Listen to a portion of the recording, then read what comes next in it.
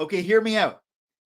If WWE had just flipped the positioning of the first match and the last match on the second night of WrestleMania, I think things would have flowed that much better.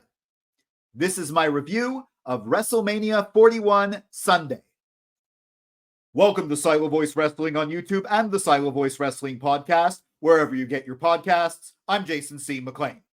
Now, I'm recording this Saturday afternoon, May the 3rd, 2025. Yeah, it's been a couple of weeks since WrestleMania.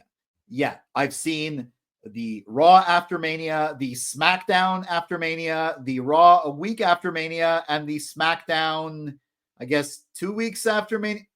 I don't know. This is kind of late, but you know what?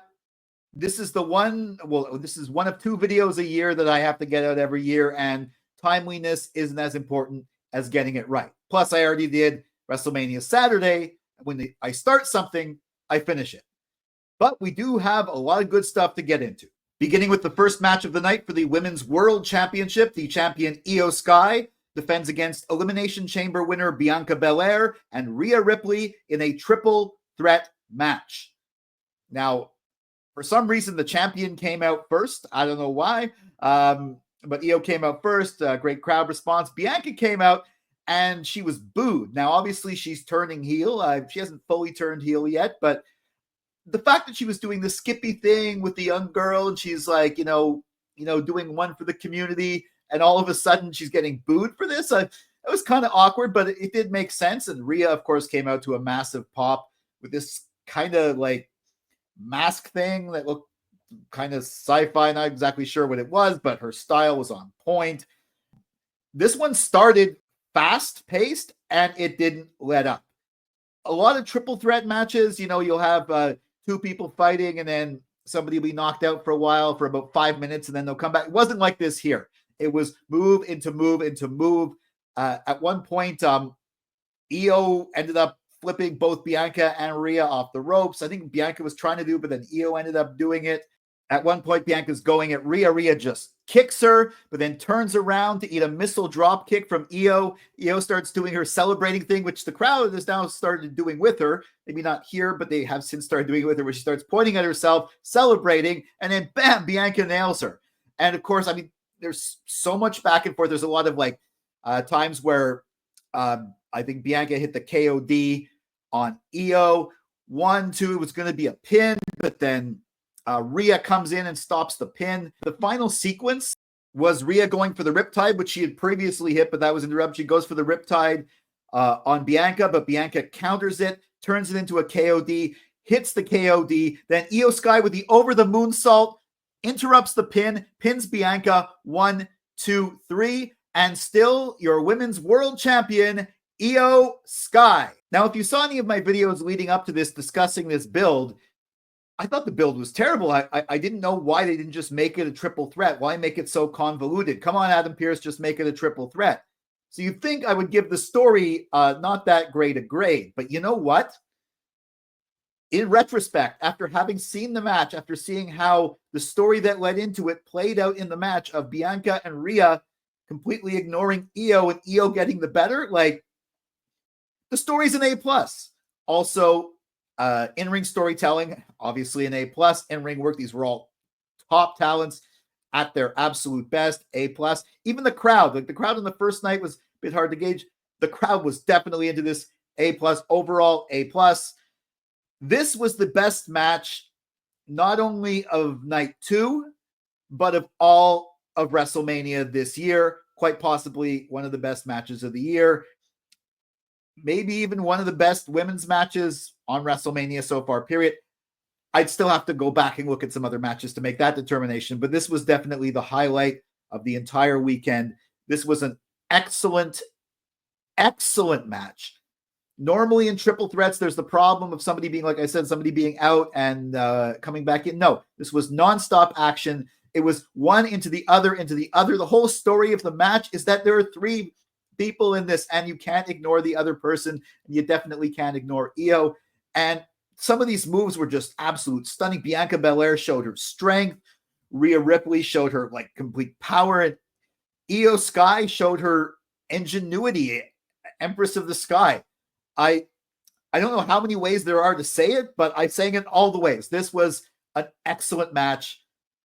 Honestly, this should have been the main event of night 2. I understand storyline wise with the, actually, you know what? This was the main, this should have been the main event of night 2. This should have been the main event of WrestleMania, period. A truly wonderful match to start off Sunday. The next match was the Sin City Street Fight. Drew McIntyre versus Damian Priest. Drew McIntyre entered with the Clash of the Clans motif. It looked kind of cheesy, but this is a guy who famously chopped ropes with a sword. His, as serious as his character can be, as, you know, kick-ass as it can be, and as heelish as it can be, he's never been above the cheesy for his entrances. Even when he looked down on Seth Rollins' entrance last year, he still had his own kind of cheesy entrance, over the top entrance. Anyways, Priest, though, outshone him with the entrance. Kerry King from Slayer played him in. You could see Priest was definitely loving it. He thought this is really cool, and it was really cool. My friend Tanu, who watched both nights with us, said that he thought this was his favorite entrance, of course, at the time. Of course, I actually preferred CM Punk with the Cult of Personality entrance the previous night. But, you know, that's just my choice. Living Color was, of course, I mean, a full band, great, and they're the ones who played the song originally. Now, match itself, it was definitely a Sin City street fight. There's a lot of violence. Drew, in particular, used the ring steps. At one point, he hit the Priest with it several times. At one point, he posed for his selfie and gave it to some guy to, I guess, post it, you know, bored at work, lol. A lot of the control of this match went to Drew. He seemed to dominate for most of it. Priest missed a Claymore at one point, but then Drew hit him with a Claymore. Really rough one. Priest did get the upper hand at one point. He dodged a white noise and ended up doing a Razor's Edge, tribute to Razor Ramon, through the table.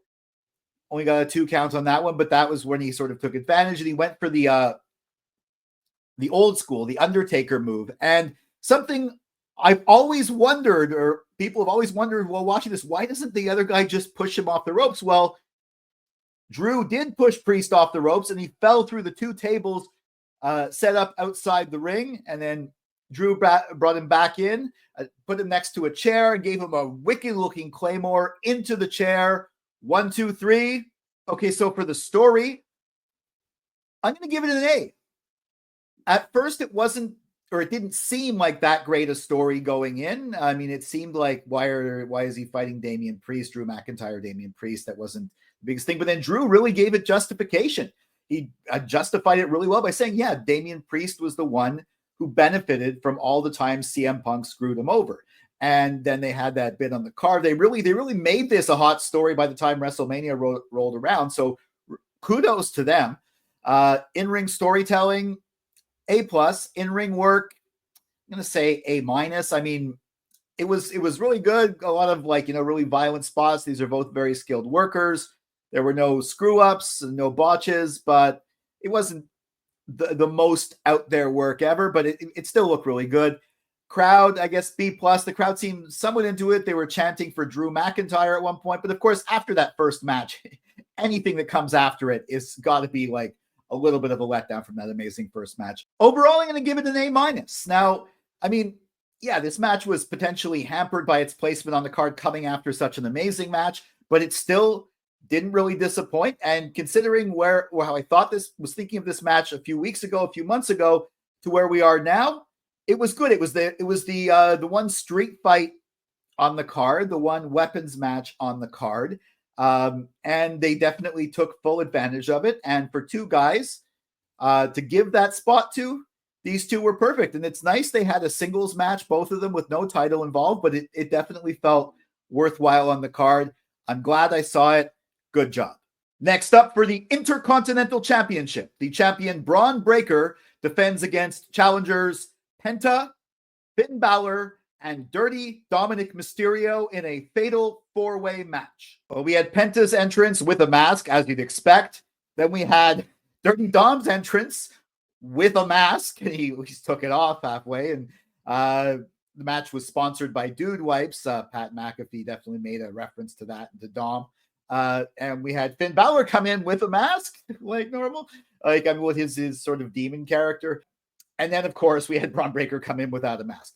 Penta looked really strong and began really fast at the beginning, taking out everyone. Bron Breakker comes in, looks really tough. The crowd started to get behind Dom. Now, more on that later. Dom actually sent Finn up for the 619, but Finn stops him, and the crowd even booed when Finn stopped him. And he was looked like he was going to pin Dom, but then Breakker comes in. At one point, Carlito's down there, and Carlito's, trying to make the Judgment Day guys not fight each other. But at one point, he has Penta on on the English announce table. He's about to put him through the announce table, but then he's on the Spanish announce table, but then Bron Breakker's on the English announce table, jumps off and spears Carlito through the Spanish announce table. That was great. It's sort of a cap off to the weeks-long Carlito being destroyed by Bron Breakker, trying to run away from him. That was great. Of course, back in the ring, it looks like at one point, Finn Balor gets the better hand of Bron Breakker. He hits him with the coup de grace. He's going to pin him 1, 2, but then Dominik, who Finn had crouched on the ropes just before, jumps, gets himself back up to the ropes. The camera shows him. He jumps off the ropes, frog splash onto Finn, breaks up the count, covers Finn, it hooks the leg. 1, 2, 3, and your new Intercontinental Champion, Dirty Dominik Mysterio. Crowd explodes. Dom poses. He's about halfway up the ramp, and then I guess Triple H or someone in the back cued the camera guy to tell him to go back, because the crowd was into it. So he went back. He did a victory lap, another pose in the ring. It was amazing. Okay. Story.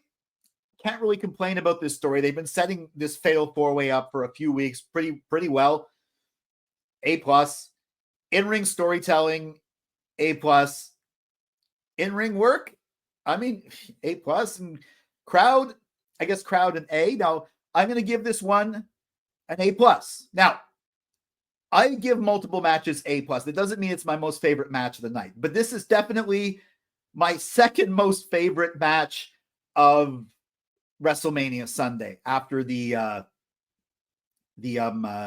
triple threat match for the Women's World Championship. Mainly because, okay, I got my prediction right, but then I found out I'm not the only one who predicted Dom winning, but what I really didn't expect was the babyface reaction Dom was going to get. This was brilliant storytelling, executed perfectly, and Dom, I think, has really earned his flowers at this point. And I mean, I think they're subsequent Raws, they're trying to remind everyone that he's a heel, because I think he's the perfect heel Intercontinental Champion. The chicken shit heel way is the only way he can keep this championship for a long time, a la Honky Tonk Man, avoiding matches, getting disqualified, countouts, what have you. I think they're going to have to put him back to being a heel, but this was just a wonderful moment. This was a very well put together match. This was exciting. This was thrilling. And they also protected Bron Breakker. He didn't take the pin. That sets him up for where he's gone since. But yeah, this was definitely my second most favorite match of night 2. Not quite my second most favorite match of all of Mania, but it was definitely a surprising, fun, well put together match to watch. Excellent job. Next up was the Randy Orton Open Challenge. Randy Orton was supposed to fight Kevin Owens, but Kevin Owens had a real neck injury and needed surgery. So Randy Orton put out an open challenge. Comes out, massive crowd pop, people singing his song. He reminds everyone it's his anniversary, his anniversary at WrestleMania. And he says, okay, who's answering the open challenge? And it was none other than Joe Hendry, the TNA World Champion. Say his name, he appears at WrestleMania.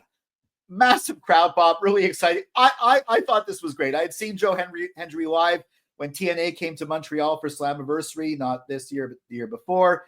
And really fun. A lot of singing as he came down. Orton was even singing his song. The match itself was not that long.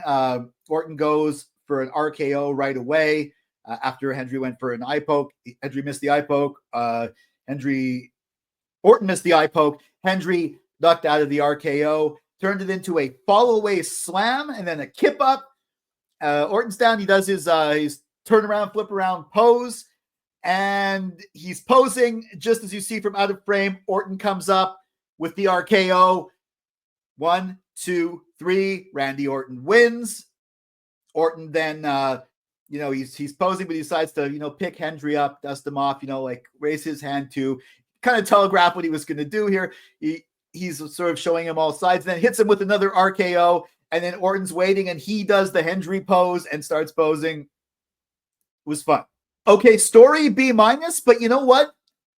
That's the best they could really expect, and they managed to pull it off. I mean, you had the story build up with Kevin Owens, and I think open challenge was really the only way they could have any kind of story, because that is a story. They sort of did a fake out with Nick Aldis, Orton giving him the RKO, thinking it might be him, but they really didn't have the time to develop any kind of serious story in like 2 weeks going in. So they did the best they could, and B-, but that's the best they could have hoped for.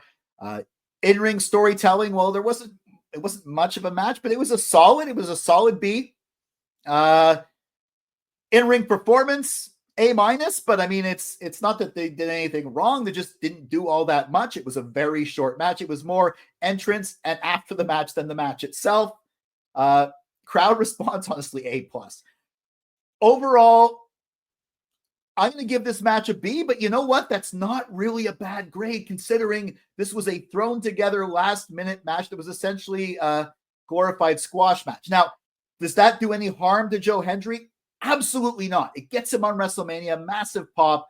If they'd done that to somebody who was on their regular roster or return, you might expect them to win or at least be more competitive. But Joe Hendry doesn't have to be, because he's not really on the WWE roster yet. He's still going to be big in TNA. He's going to come back when he eventually gets on the WWE main roster, because we all know that's going to happen.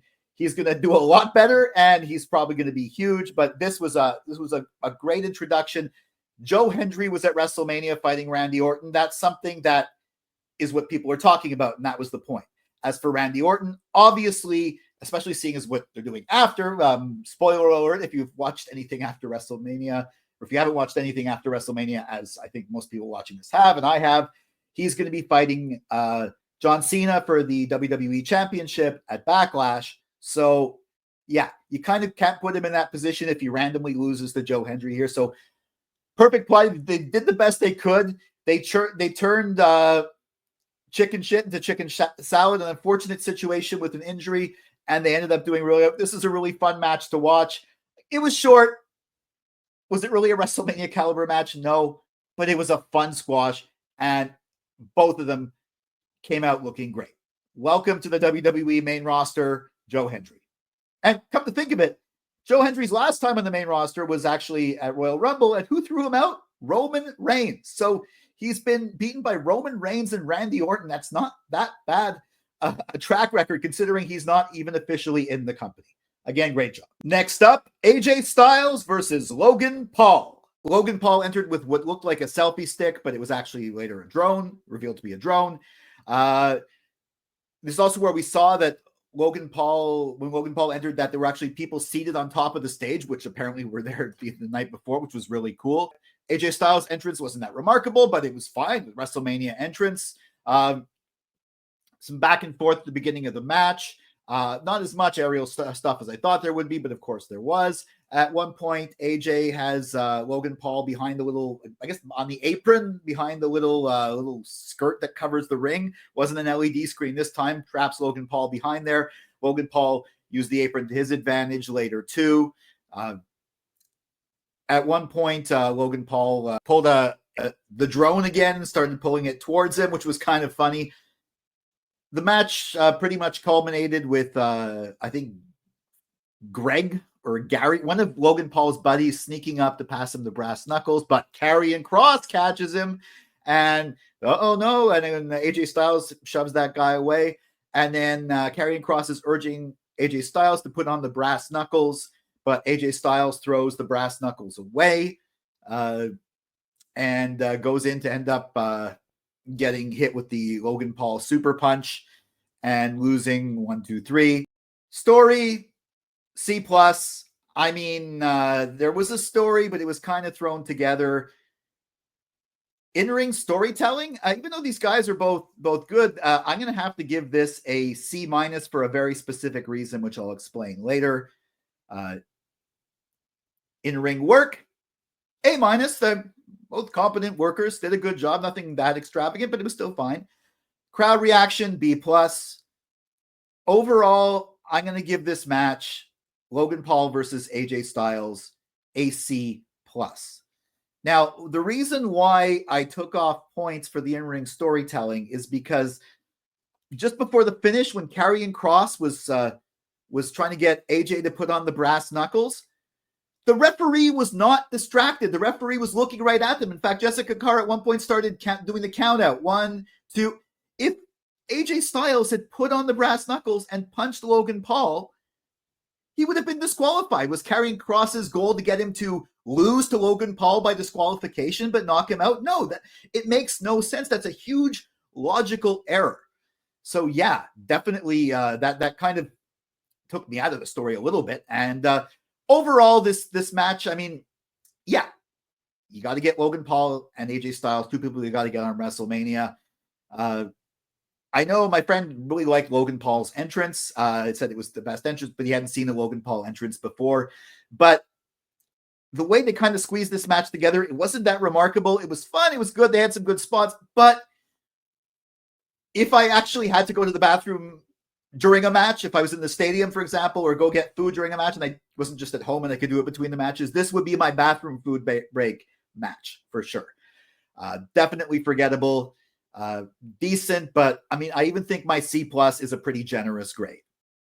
For the WWE Women's Tag Team Championships, the champions Liv Morgan and Raquel Rodriguez were originally set to defend against challengers Lyra Valkyria, the Women's Intercontinental Champion, and Bayley. But then Bayley was attacked backstage on night 1 and replaced with a mystery partner. Spoiler alert, it was Becky Lynch. Liv and Raquel had their version of a great stadium entrance. Their outfits, in particular, Liv looked great.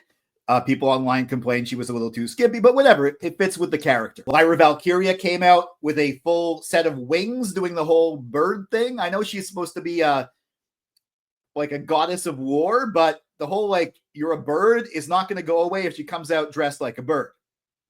And then there was some fun interplay with basically Liv saying, "Who is it, Lyra? Who is it? Who's your partner? Who's your partner?" And then Becky Lynch music hits. The place goes berserk. Lynch comes out to a massive pop. And at this point, Liv is selling it great because she was the one who theoretically retired Becky Lynch, and Becky definitely has some story with her. The match started with Liv almost going one-on-one with Becky, but then Liv ducked out, let Raquel take her spot. Raquel was very strong in this match. Lyra looked good. She had some good moves in there too. Of course, Becky was the one who dominated. Eventually, Becky would get her time alone in the ring with Liv. Liv sold this great, and Becky eventually dominated. Eventually, manhandle slam, 1, 2, 3, and new WWE Women's Tag Team Champions, Lyra Valkyria and Becky Lynch. Now, just going by how things stood on night 2 of WrestleMania, on WrestleMania Sunday, with Lyra 2 belts, the surprise return of Becky Lynch, I'm going to have to give the story a B-. Now, in retrospect, if you add in what happened on Raw the following night with them losing the belts back to Liv and Raquel and Becky turning heel, and then the following week where they reveal that Becky revealed very simply that she was the one who attacked Bayley, the story gets a lot better. But at this point, yeah, I'm going to have to say B- because it wasn't really that built up. I mean, the whole fact that this tag team match was going to happen, even with Bayley, was the result of a bit of fighting on Raw, but then mainly a gauntlet match, which was actually quite good on SmackDown. I quite enjoyed that match, although that really isn't much storytelling. And then Becky gets taken out, Bayley gets taken out, and I was pretty sure that it was going to be Becky Lynch, and therefore I was pretty sure that Becky Lynch was going to win. And in my prediction video, I said Liv and Raquel were going to retain, but if I had known Becky Lynch was going to be in there, I would have absolutely been sure that they would have won. Now, in-ring storytelling, A+, in particular for Lyra's interplay at the beginning, but mainly for Liv Morgan. Her she's excellent in the ring. Her selling of the simple fear of Becky Lynch coming back like a voice from beyond the grave, someone she thought she had retired and was back, and that was great.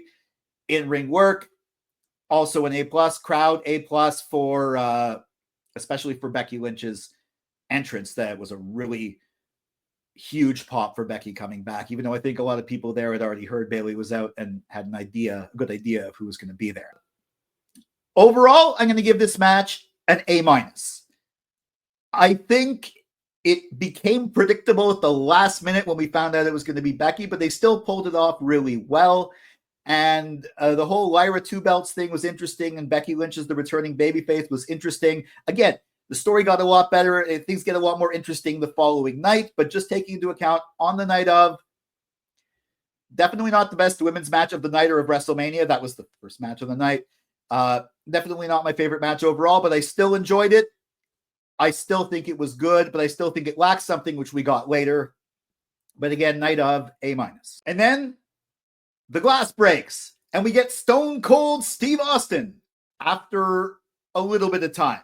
His music's playing. Where is he? Eventually, he comes up on the stage with his ATV. He's driving really fast, as a few people I was watching with noticed, including myself. He drives around the ring, and then he accidentally crashes into the side. He didn't actually injure anyone, but there's some woman who kind of took a bump, sort of went down, I guess, from the shock of it and got back up.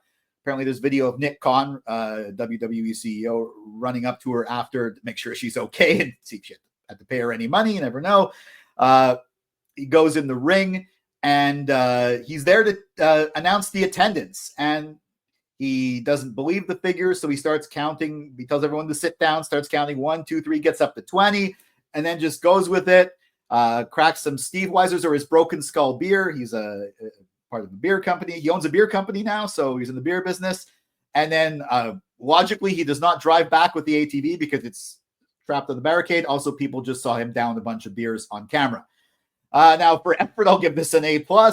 Execution, well, let's just say it was really funny when he banged into the thing. And I think his delivery was great. It was great to see Stone Cold. Of course, having him out here, I didn't mention that Shawn Michaels did it the night before. Having him out here in this spot is noteworthy because it meant clearly that he wasn't going to be in the main event. But still, good to see Steve Austin. And speaking of the main event, for the undisputed WWE Championship, the champion, the American Nightmare, Cody Rhodes, defends against 2025 Elimination Chamber winner, John Cena. Cena comes out with his usual music, but no colors. It's all black with his name just simply written John Cena in white. Comes down to a mixed response. Everyone's singing John Cena sucks, but it's almost gotten to be like the, you suck for Kurt Angle.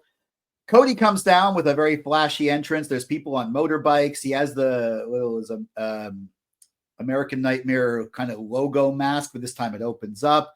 That's, I guess, kind of the entrance John Cena would have done in his prime or 10 years ago at WrestleMania, sort of showing the contrast. Match starts. There's a lot of back and forth. Cena's definitely working like a heel.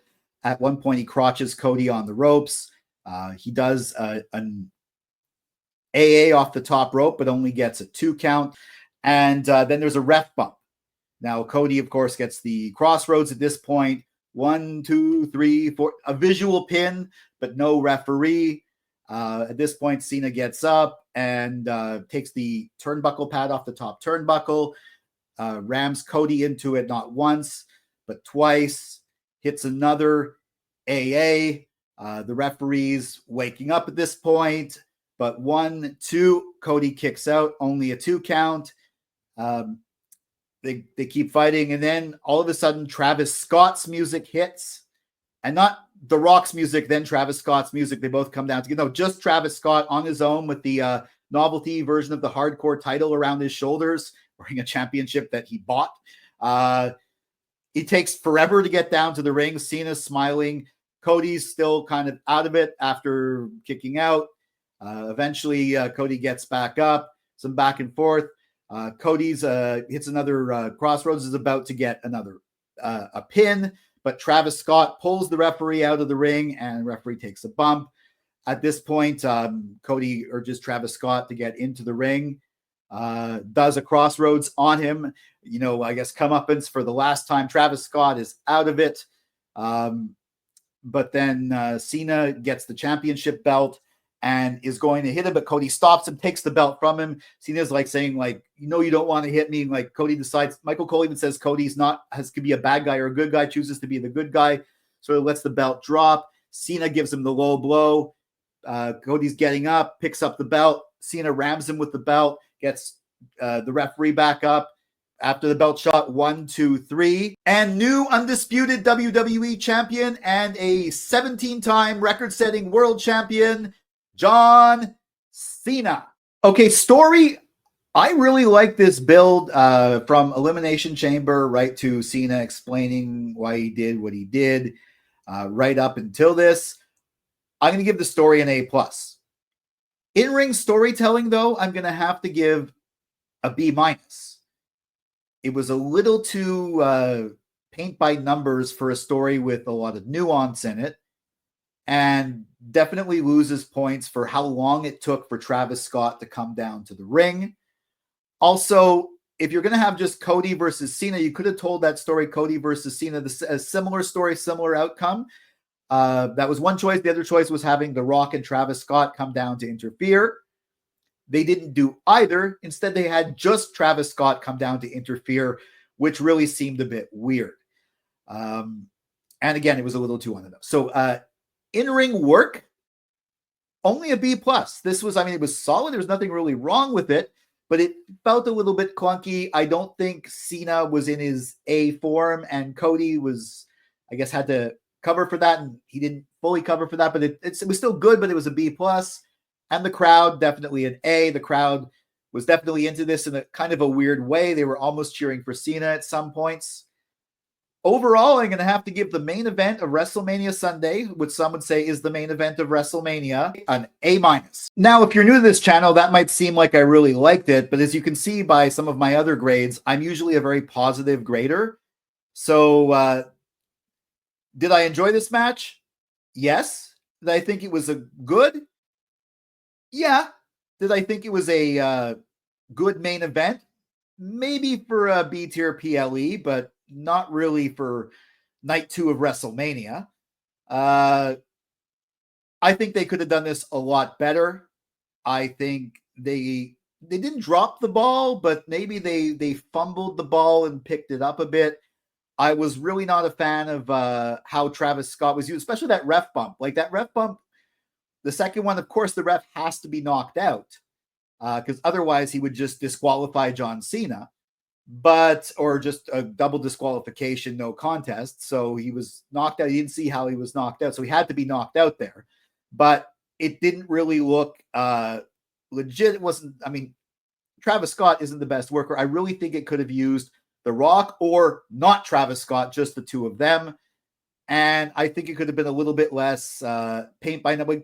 Cole even said, Cody could be a good guy or a bad guy. He's a good guy. Cena's a bad guy. He's literally telling you who's the face and the heel rather than letting you see the obvious clues by how Cena's wrestling. This is the first one-on-one match we've seen Cena wrestle in a while. And yeah, his acting was good. He's an actor. He was able to show that he was a heel, and the result did make sense. But it's definitely not my favorite match of the night, let alone of all of WrestleMania. It's not even my second or third. In fact, it's my fifth. So I still thought it was the right result for this match. I think they could have done it better, or I think they could have put it at a different spot on the card. And that's how I saw WrestleMania 41 Sunday. I hear a lot of people saying, the WrestleMania or the second night was terrible or was disappointing, but they're mainly just talking about the main event. I don't think that's fair. I think that's like saying WrestleMania 13 was disappointing because Undertaker and Sid wasn't the best main event, forgetting that there was the Brett and Austin match, which was awarded as a legendary match this year. Also, RIP Sid, you have had some good matches, just that might have not been your best for the main event. Anyways, I think night 2 of WrestleMania was overall very good, specifically because of the opening match. In fact, For WrestleMania matches, my favorite over my top 5 overall, my favorites. Number 1 has got to be the women's triple threat match that kicked off night 2, Bianca, Io, and Rhea. My second favorite is the one that kicked off night 1, Jey Uso versus Gunther. My third favorite is the night 1 main event. I mean, it didn't have finality, but it was a hell of an angle, great pomp and circumstance. And my fourth favorite is the Intercontinental title match on night 2. And only my fifth favorite is Cody and Cena. And maybe I'll do a video talking about my my top whatever list of everything. But I'll do that maybe in a few days.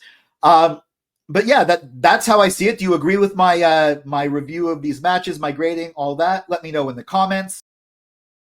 Follow at Silo Voice Wrestling on Facebook and Instagram, at Silo Wrestling on X, and me at Jason C. McLean on X and Instagram. And my newest social media, jasoncmclean.bsky.social on Blue Sky. Please make sure you like, share, subscribe, and ring that bell for notifications to get all my wrestling hot takes, cold takes, simmering takes, WWE Premium Live Event prediction and review videos like this one. I'm going to have my predictions for Backlash at some point this week, wrestling opinion pieces, and my assorted thoughts on Raw and SmackDown are going to return. I've been really slow with this WrestleMania video. I had to get it out. This is the time of year where I should be amping up the content, not slowing it back, but I haven't done those. I'm going to do maybe sort of a recap of the last few Raws and SmackDowns and my predictions for Backlash. And then after that, I should be back to normal. For Silo Voice Studios in Montreal, I'm Jason C. McLean.